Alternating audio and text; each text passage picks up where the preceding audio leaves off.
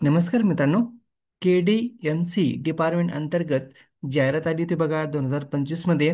तर त्याचा निकाल जाहीर करण्यात आलेला आहे आणि मार्क आफ्टर नॉर्मलायझेशन स्कोअर किती आलेला आहे. तर आजच्या व्हिडिओमध्ये आपण बघणार आहे की किती कॅन्डिडेटला स्कोअर आलेला आहे, किती कट ऑफ लागू शकतो, निकाल कधी जाहीर होईल.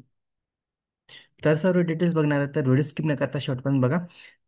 बघू शकता के डी एम सी मुंबई डिपार्टमेंट अंतर्गत जाहिरात आली होती बघा 2025 मध्ये फार्मासिस्ट या पदासाठी. तर बघू शकता त्याचा स्कोअर रिपोर्ट जाहीर करण्यात आलेला आहे. बघू शकता वरती स्कोअर रिपोर्ट जाहीर करण्यात आलेला आहे मित्रांनो.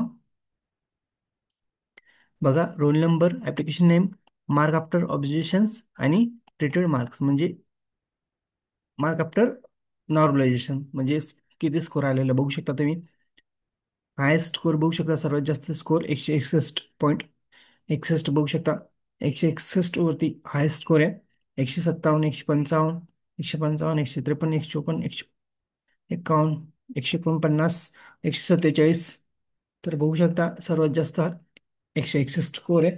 तर बघू शकता 145 प्लस कट ऑफ लागण्याची शक्यता आहे.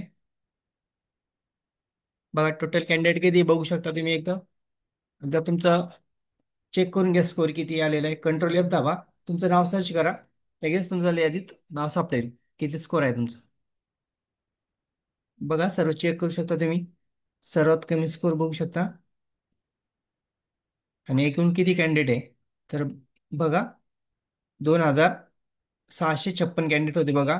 तर खाली बघा 12 मार्क पडलेले कॅन्डिडेटला म्हणजे कमी, सर्वात कमी मार्क आहे. तर सर्वात हायेस्ट स्कोअर बघू शकता